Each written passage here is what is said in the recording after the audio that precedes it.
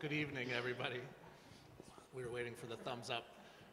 Thank you so much for coming out tonight. It's a really great turnout. I'm Carl Dobman. I'm the Dean of the College of Architecture and Design. And I think what we'll do tonight is we want to celebrate the work that we see. The work is, or maybe the conception of this exhibition and panel started in July, and there was a discussion about all of the different things that we're doing as a college and a university, and even the space that we're sitting in and at the DCDT, but the role that Detroit plays in the way that we're thinking about the work that we're doing. And so I think you'll see from us many different ways that we're gonna try and share the work, this being the first of those, and hoping, or the intention is that there'll be a subsequent publication of this work as well. So I think what we'll do is the panelists and I have been spending the last hour or so looking at the work. It felt almost like a jury for a competition in the way that we were dissecting the projects and talking about the projects. But I think what we'll do is we'll take a few minutes and introduce ourselves, and then we have a couple of themes as a way to talk about some of these, talk about the different projects that we have, and then we'll have some time for questions as well. So why don't we just go down the row. Sure. Hi, I'm Cezanne Charles, and I'm Director of Creative Industries at Creative Mini Michigan. We're headquartered in Detroit, based out of Tech Town, but we also have offices in Lansing and Grand Rapids, and I am also co-founder of Root of Two, a hybrid design studio. I'm Justin Mast, the Managing Director of M1DTW. We're a design firm here in Detroit. We started doing mostly architectural and graphic design work, but over the last few years that's sort of blossomed into a lot of other things. So we're a multidisciplinary design firm. And I'm Lillian Crum. I'm an assistant professor of graphic design at Lawrence Tech University, and also a partner of Unsold Studio, which is a collaborative design studio that does work for creative culture.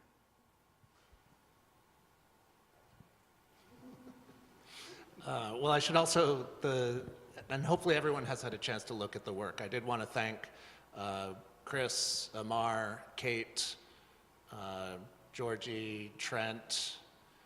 I think even Lillian was here hanging work earlier today. No? All right.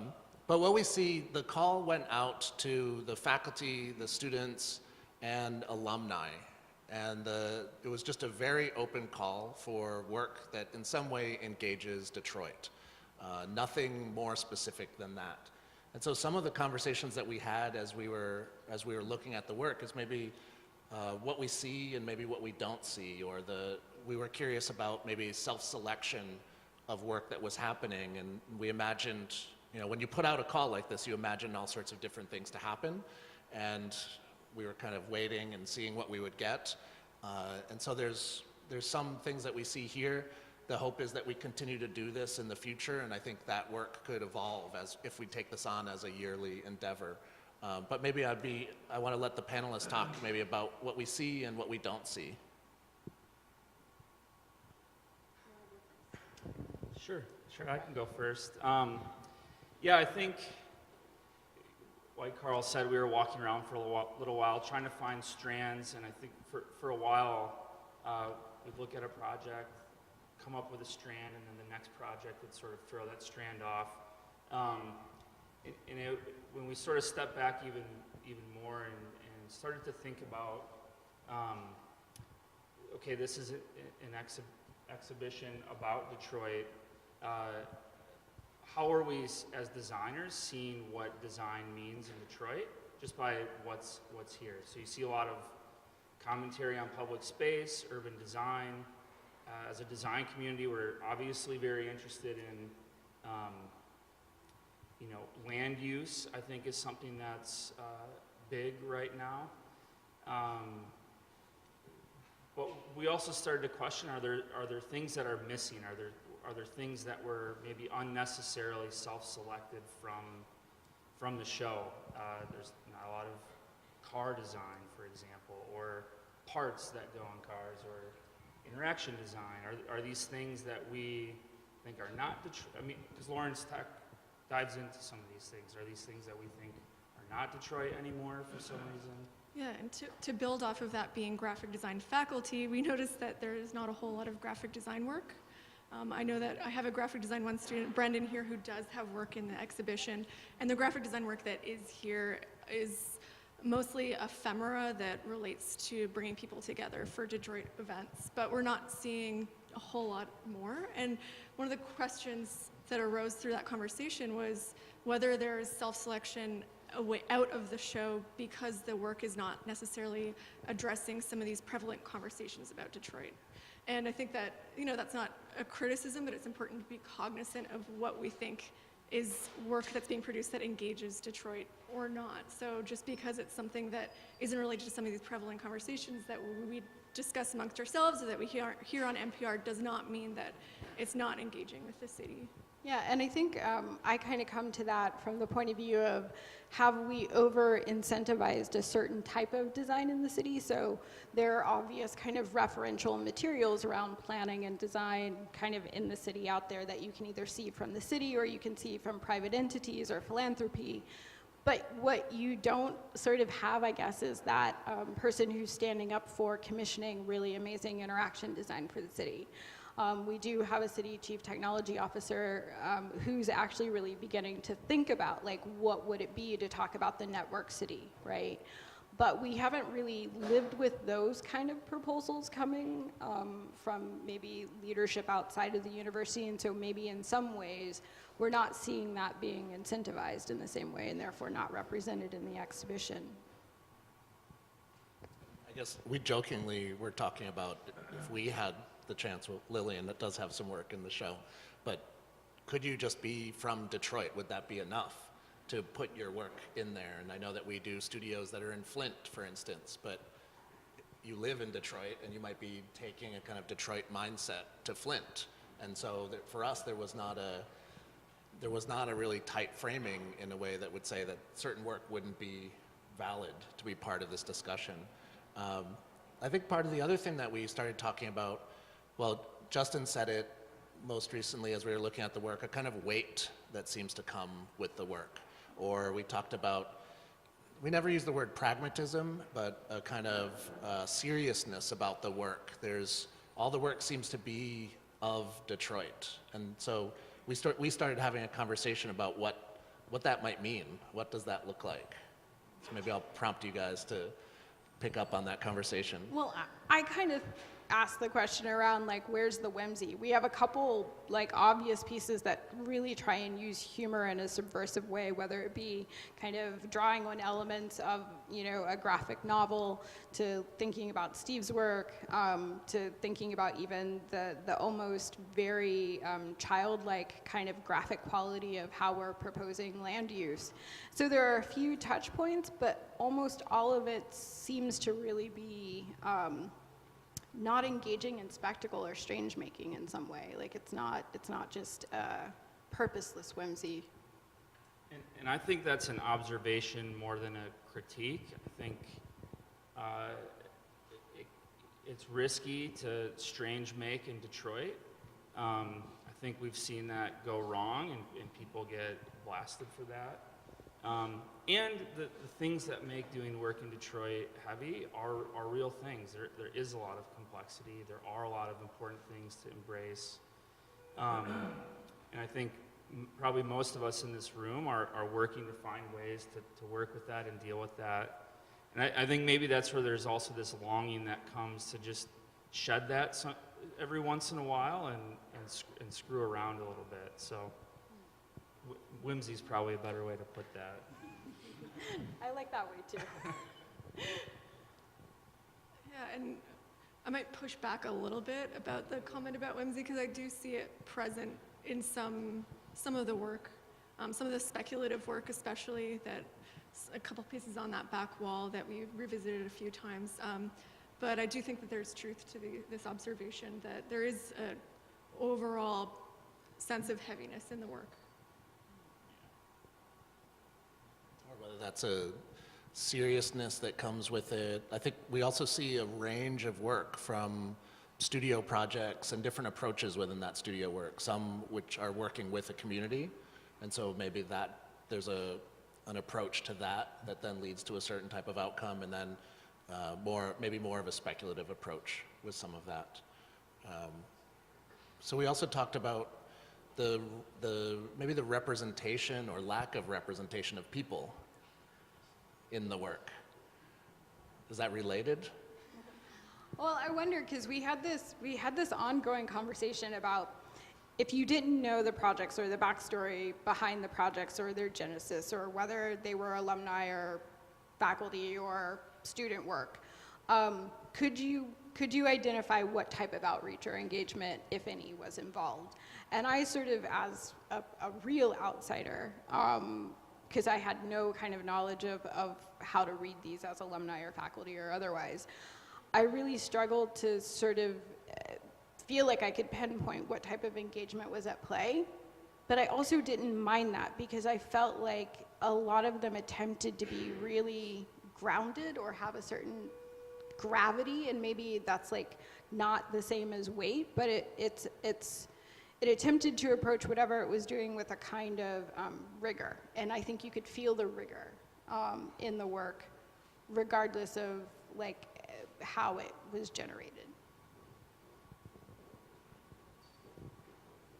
And being part of the faculty here, I think probably have a better sense. I have that insight of how some of these projects were created, but we were talking about whether we would, be able to determine how things were created and that level of engagement. And I think overall we came to the conclusion that nothing here was created in a bubble. I mean, that's really obvious with all of the work, and that there's different levels of engagement with the work, whether it's more observational, maybe there's some pieces that start to talk about co-creation. We can maybe see some evidence there.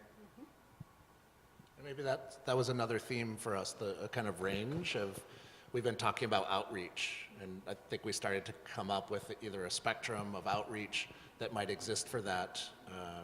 So how do you guys see how that might play out?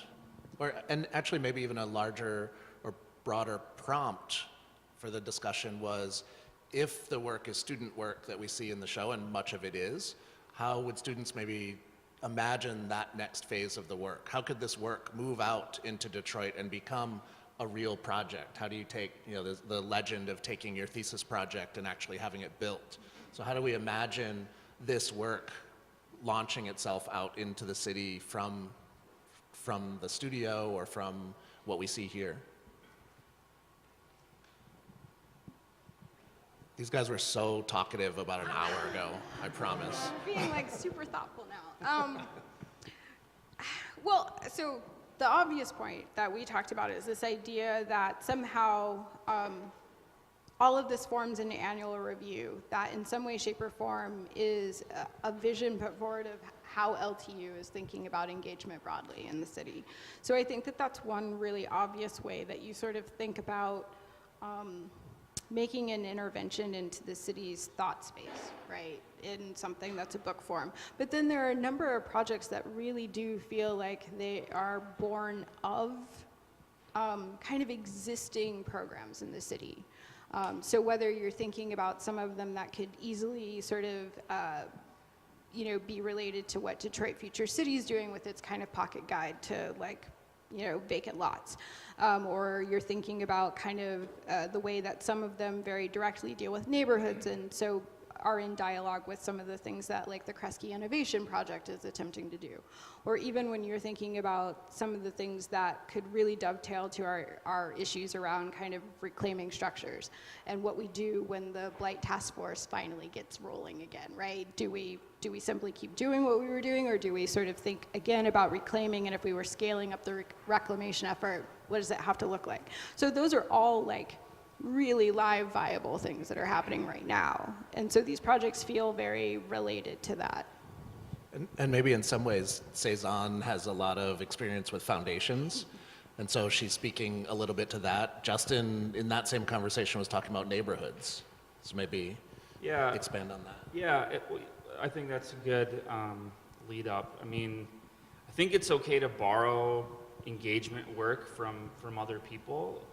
Cezanne, for example, does a lot of high-level And there are many organizations that do a lot of high-level planning, engagement, outreach, collaboration. I think it's, one thing's for sure, no matter what you're doing, especially if it's in planning and architecture, you now have to be aware of engagement, and I think we all have to sort of nuance the language we use around engagement to just be able to say what we mean a little bit more. But I think when we're borrowing it, there's still a strategy for kind of revisiting the engagement work or the research work that pertains to your project and sort of finding holes or poking holes in what's passed along. I think Detroit Future City is a great example. Broad vision, citywide. Some 100 million people were interviewed personally or something crazy like that. But because it's broad, when it comes down to a specific building or location, I think there's a lot of room to pick it apart a little bit more. And ultimately, just to simply state, the work wouldn't be realized without leaving your workspace and without talking to other people. I think that those are two crucial. And we also talked about, well, I think there's some broad topics. What is design in the context of what we see here, but also what are the roles that designers might play? That part of the discussion was that it's not just enough to design these things or work in the studio, but there may be an educational component. There may be a neighborhood engagement aspect to that. There are other types of work that seems to grow out of the work that we see on the walls. Yeah, I mean, I think that, it's a really interesting time, I think, for Detroit to be thinking about how design is utilized to really grapple with a number of issues in the city. But I say that with some pause, because as designers, quite often we're not trained in all of the domains that we now find ourselves in, right? So if we want to, we have the possibility to frame our practice as community and economic development. If we want to, we can frame our practice as neighborhood stabilization. But when we go into those domains, I wonder if we actually possess all of the tools and capacities that we should in order to carry them off. And so it gives me a little pause, and I think that the thing that I find that's very interesting about this work is it doesn't sort of attempt to own all of that territory. It sort of really makes a defense of the designer doing their part in that territory with partners and others. And maybe I think there's outreach that exists in the context of education. This is something that, at least as a student, I had very little of. And it sounds that where we're kind of going with education is an opportunity for students to engage reality, engage the real world with the notion of theory and practice with Lawrence Tech. That really starts to speed up that relationship and allows our students to think about what they're going to be doing and how they do it. And maybe a moment, just picking up on what Cezanne said, we are developing an MFA in social practice. This is something that Steve Coy has been championing. And so that could be one area where we see, if that's not present or we don't see some of those skills currently present in the work, we may see that in the future. Yeah. The other thing to maybe pick up on is, for me, a really exciting opportunity with the work in the range of disciplines that we have within the college.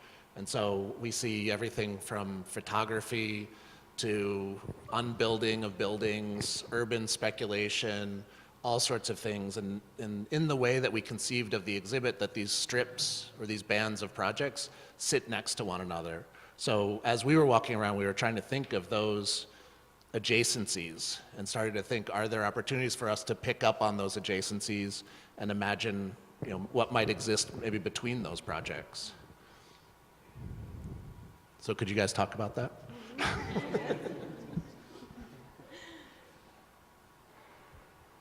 Lillian?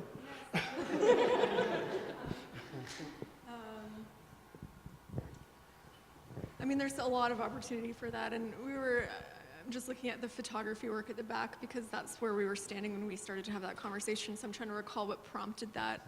But I think that initially, the snap reaction was that the work looked really different, but ultimately it wasn't. And so I think that there's a lot to learn from the different disciplines in that sense. Do you want to? Okay.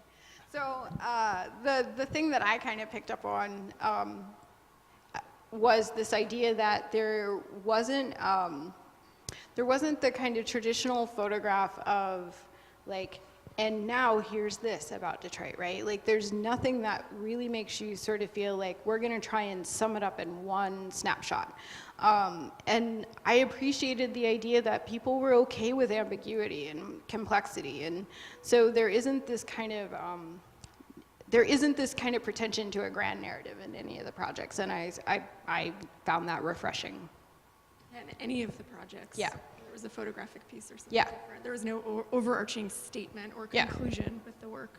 Yeah, but better and maybe more interesting questions, and an attempt at problem definition, spending more time in that space than in just kind of like, let's rush towards resolution.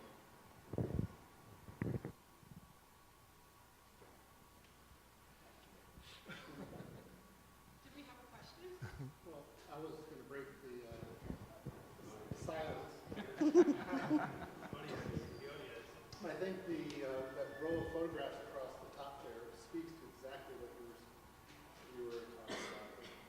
They're photographs, but it's architecture and it's social commentary. And there's a sense of compression that is specific to the spaces that you have. So there's a real human, there's human embeddedness, that's a real word, in those images that bring scale and texture, everything that we just kind of were fishing for earlier in this question.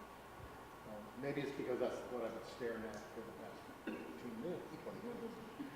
But it's remarkable, this one photograph in the center with the modernist edge to it, where the eye in the sky is subverting the system, as part of the system, but then the one over your left shoulder, Carl, where it's this, maybe it's, I don't know which building it is, or it does not belong there, but it's still functioning. And I think I know who created this work, but I'm going to pretend for a minute that I don't know. And it could be someone from any discipline in the college, right? It's not someone who necessarily took photography. It could be somebody that was doing photographic research in a different discipline. So I think there's a lot of opportunity there for that type of cross-disciplinary research and creative production. And I think the other thing that we talked about was the fact that really there are only 2 projects that even somewhat obviously attempt to deal with security and surveillance, and that in and of itself and in the show meant that was a shift away from kind of some of the expected norms about how you would talk about the city and the city's kind of surveillance or policing. And there's really only this work, and then there's you can't see the megaphone behind Lillian, but there's one other work that seems to be implying some sort of security and safety kind of issues. So it no longer feels like we're talking about defensible space in some way, shape, or form when we talk about the city. We're talking about something that's more open. And the call was a really open call. And so part of what we were also trying to sort through was there is a lot of architecture, there is a lot of urban design, and that we have to assume that's because it's tied to a place. And when we say discussion Detroit, that seems to imply a place. But what's amazing about the rest of the work is that the photographs do have, as Steve pointed out, a kind of architectural quality to them. Even when I look at the top of the stairs, the graphic design says walls on it. And so while we wanted to expand the discussion beyond simply architecture and design, it does feel, even in the non-architectural work, it does still feel very present. So maybe I think we also have an opportunity as we talk about outreach, and that's really what the show is about, is trying to share this work that happens in Detroit. I want to get Lillian to talk a little bit about what she's going to be doing next semester.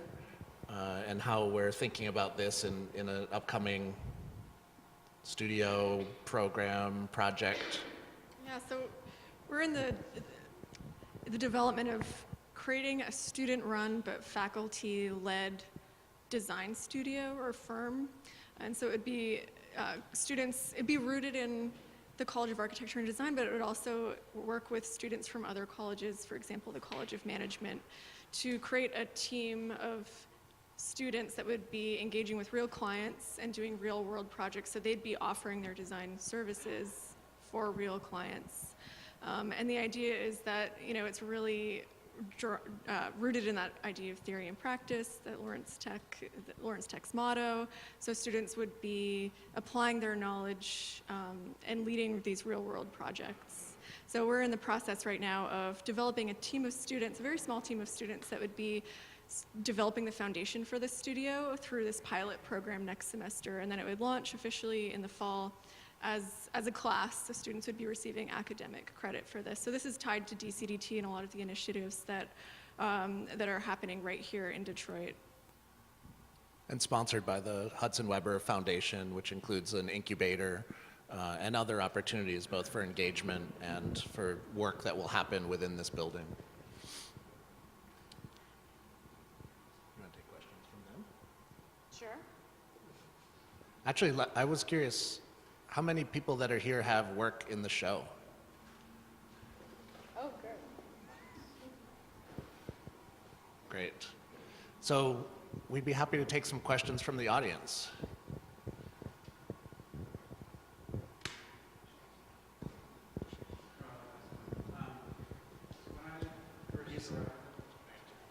So when I first arrived in Detroit, which has been about 9 years ago, I had this immediate urge as a designer to do something about Detroit, and then I immediately realized how flawed that was.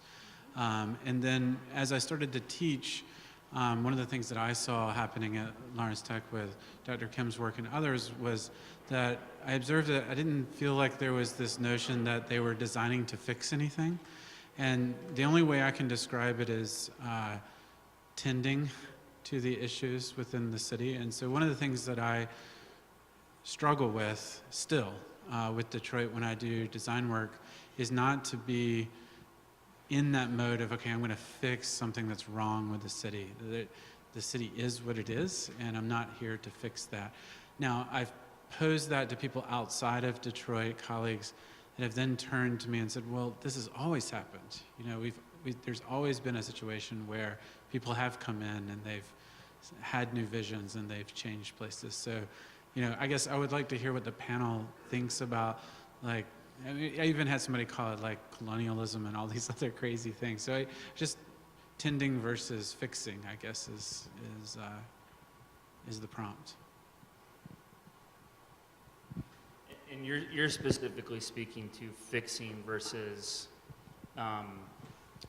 were you also making a comment about work not being too overly situated in Detroit? Yeah, overly situated, or even when somebody comes in from the outside, they see something that they see as substandard and they're going to fix it to an accurate design, right? Without full knowledge and full engagement in the city. But when I use the word tending, what I mean are some of the projects on the wall here, I'm not sure that they're real proposals, are really just studying the issue and communicating that issue with the public in a slower progression to a better understanding of the built environment. That's the way I see it. As opposed to, okay, here's the rollout plans, this is what we're going to do to fix things, which I think is futile. Yeah, we spent some time talking about that. I think I agree with you. I mean, yeah, I think the thing that can be exciting is when the work can be broader than Detroit in some ways and can reach outside of the city. When it's somehow situated in things that are abundant here, or particularly resources that we may have in Detroit that allow us to do things that can't be done or not as easily done in other places, but without it being about problem fixing all the time. So, yeah, I think a lot of the work here does that too, and which is why we were talking about that. Yeah. Well, I think these are not local problems, they're global problems, and Jim, what we did in Paris is there. And those photographs across the top could be Beijing, and those black and white photographs behind you could be Paris. And so, as long as we recognize that it's not a personal issue, and that we're all humans trying to correct measures and get things straighter and better, but I think the better off we will be as academics or as students or as human beings. So I guess my take on this, and this isn't necessarily related to the projects here, but I too, when I kind of came and started working about 8 years ago in the city, was quickly disabused of any notion of fixing anything. And that was actually weirdly a relief, because I'd always been in other cities that were deindustrialized who really felt like they had a mandate citywide to fix it.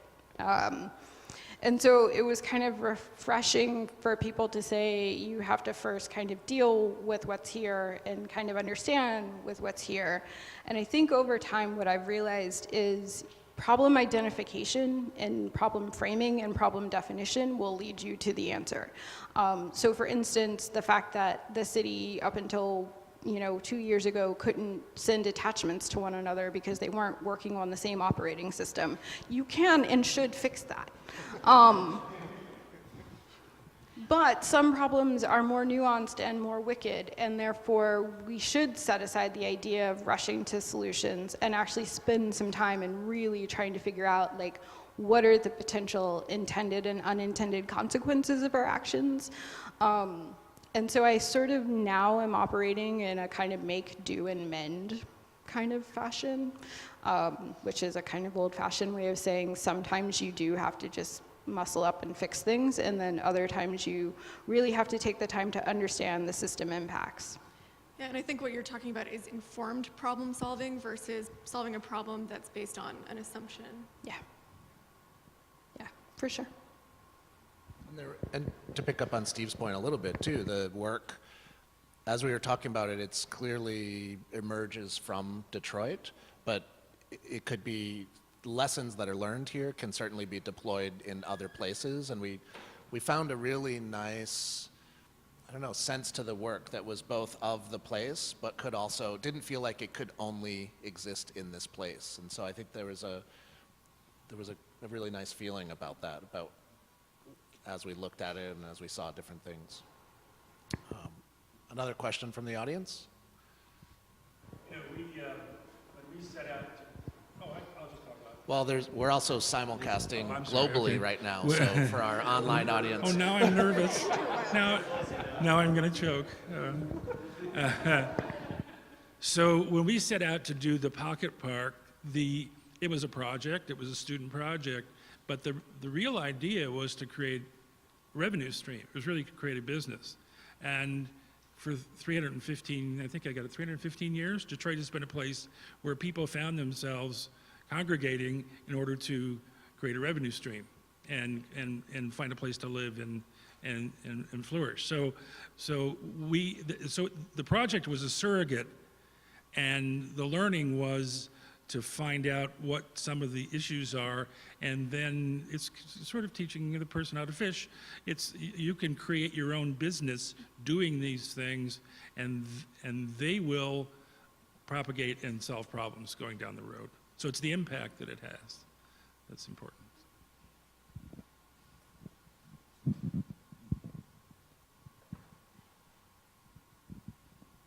Any more questions? Haj. Yeah.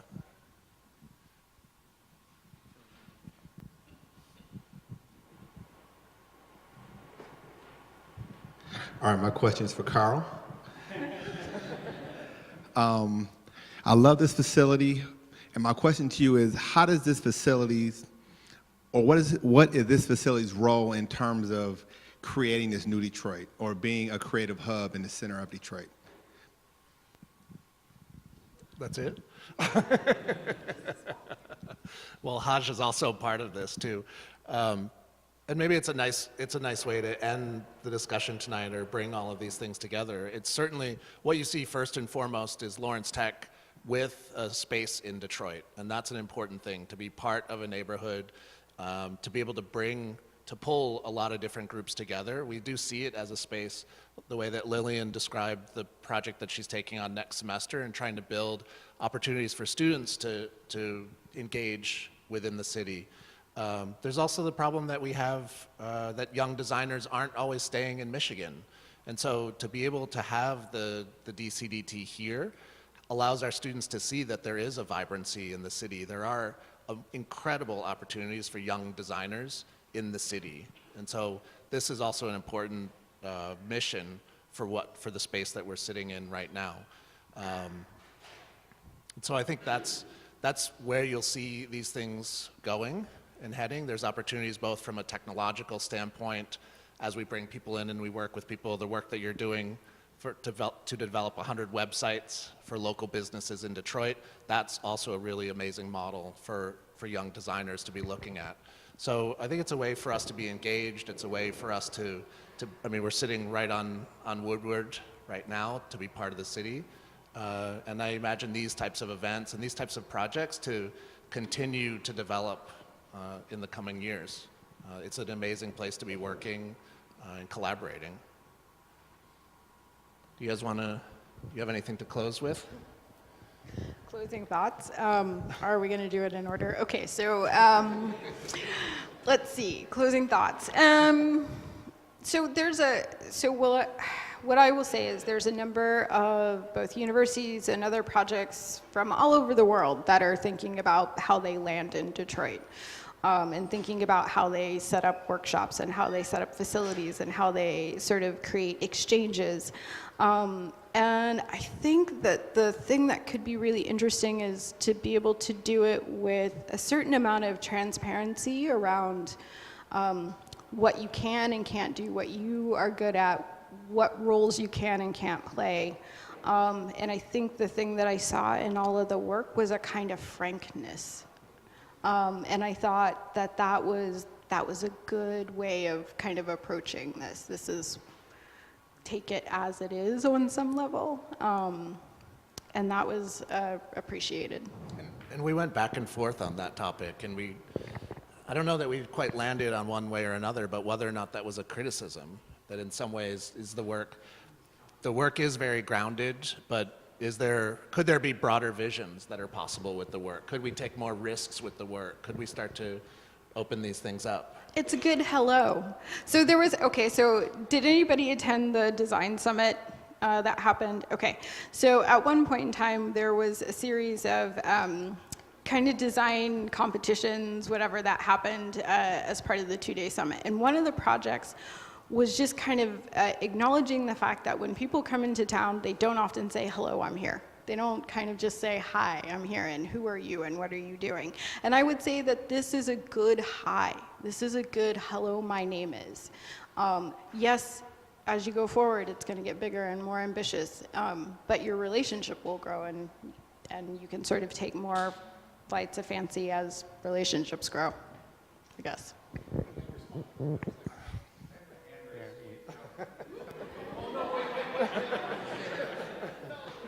So I don't know if this is allowed. It was a closing remark and you prompted a question. Maybe that's a good thing. Maybe we should have done the closing remarks first.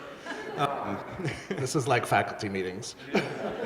Well, when you talk about the hello, like this being a good hello and there being a frankness to the work, I like my colleagues back here were taking that as both a critique and a compliment. And in a field where we routinely give our design services away in the ambitions of a provocation or competition, and thus value our contributions, right? Because we're giving them away for free. Where in the world of science, publishing peer-reviewed research, things that are intended to be tested and then disproven so that we can build knowledge and move steadily forward. In a place like Detroit, where we're asking really thorny, complex questions, especially in semestered nuggets, like you see on the wall here often, should we not be moving to a place of frankness and measuredness, sharing work routinely for the sole purpose of being disproven? And if so, what are the formats that might take? Because in the world of science, I know where to point, right? But it seems in the world of architecture that we've adopted a very different mindset about how precedents are studied and used and how case studies are studied and used, right? This seems like a fundamental shift. Well, I'll say I think what's exciting about this space is I think it opens up a new avenue for testing ideas and putting things out there. I mean, I think a lot of the design, especially the planning work that makes it to the public's eye in the city is filtered through a lot of really well-worn channels. It's funded by the planning department or foundations, and that's really good, except it has to be, I think for it to filter through those channels, it needs to be safe in some ways, and I'll say that. I think it needs to be safe and not whimsical for the most part, and I think this here on Woodward opens up a type of work that's maybe very familiar to us within the academy, but is not that familiar to a lot of other people.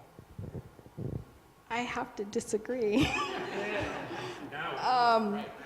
No, I mean, so yes, okay, the process of going through these filters are only ever going to be as good as the person who's commissioning the work, and it's only ever going to be as thoughtful as the person who's organizing the calls and the briefs for these works.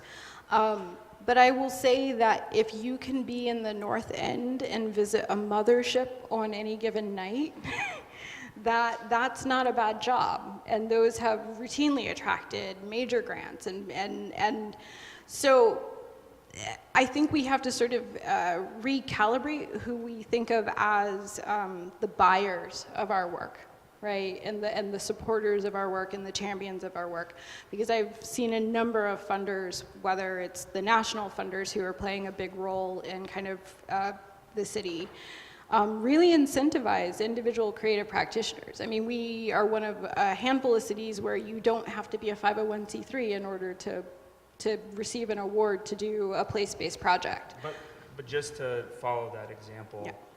Mothership didn't start with a night grant. That work has a lineage that began Of course. in a place just like this. Of course. So I think there is a relationship between things that are sort of experimented and pushed out there and then things that Yeah. eventually feel, it's not meant to be a critique of No. the foundations or No, I mean, there's plenty you can critique the foundations for. So I'm not sitting here saying that they're kind of hallowed, but that there is adventurous work that is taking place by the people who are funding that work, and that the funding in and of itself doesn't produce beige doll work in and of itself. There can be interesting work that is funded. Do you want the last word, Lillian?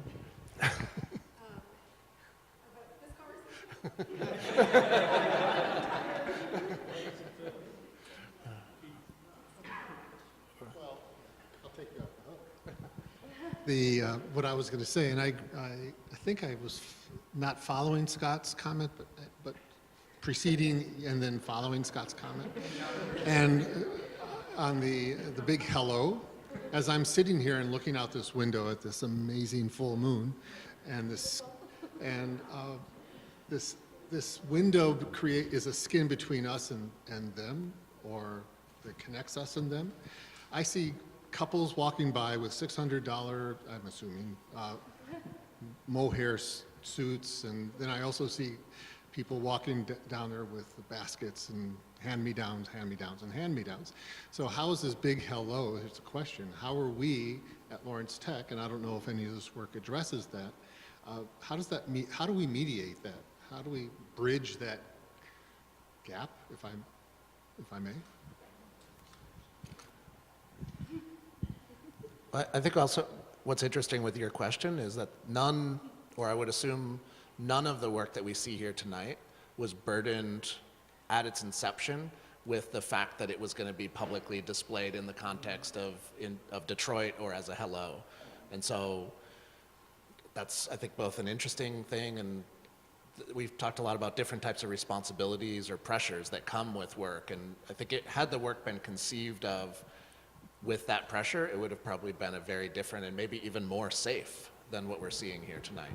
I think one of the exciting things about the program that you're introducing, if I understand it correctly, I think something that gets people who aren't necessarily designers to attend things like this is when there's something they know and that they know as part of the exhibition. So if it's their neighborhood or a project where they were asked what they thought or there's some kind of engagement, I think, that's good to find out what people think, right? But I think as a way to just start, I think using the opportunity to invite people and bring people and motivate people into the space, and then use that as an opportunity not just to do the job, whatever the job is, and get paid for it, but also maybe push past that and use projects as opportunities to, I think, project a little bit more than maybe foundations are comfortable with.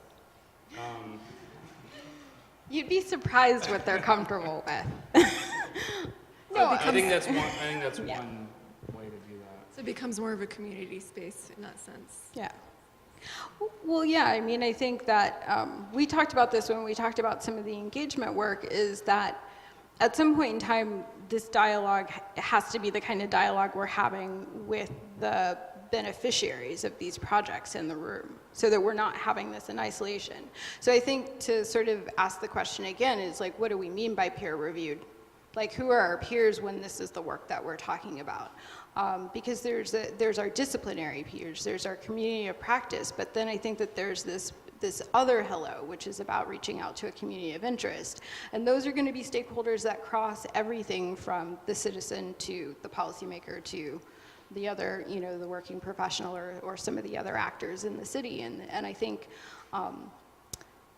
this space acting in that way becomes a really interesting provocation, like where you could find yourself having all of those kind of actors kind of cross-pollinating more. And I think that's really when I think you start seeing the projects, from my point of view, that are allowed and emboldened to take risks. It's really hard to take risks if you're feeling like it's only coming from your discipline and only supported by your disciplinary community. But when you feel like you've got like lots of people at your back, I think you can be emboldened to take risks. It doesn't always have to equal like dumbing down or being safe. Maybe that's an even better answer to Haj's question.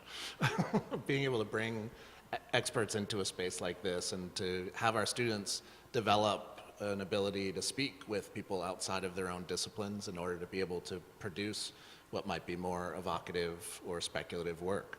I want to thank Lawrence Technological University, Hudson Weber, even e-learning for broadcasting this tonight and doing all the recording for us. I want to thank the faculty whose work is here, the faculty who've led student work that's here. I want to thank the students who submitted work and alumni that submitted work. I believe we still have more wine and cheese, and I would welcome everyone to wander around, look at the work. I think in our next call, we'll do a much better job about specifying where people's names and a short description will be. And this is something that needs to end up on the work. Right now, you can't always tell whose work is where, which is both interesting, but I think it's also a little problematic when it comes to credits. But I want to take the time to also thank the panel for joining us tonight. So thank you, everybody.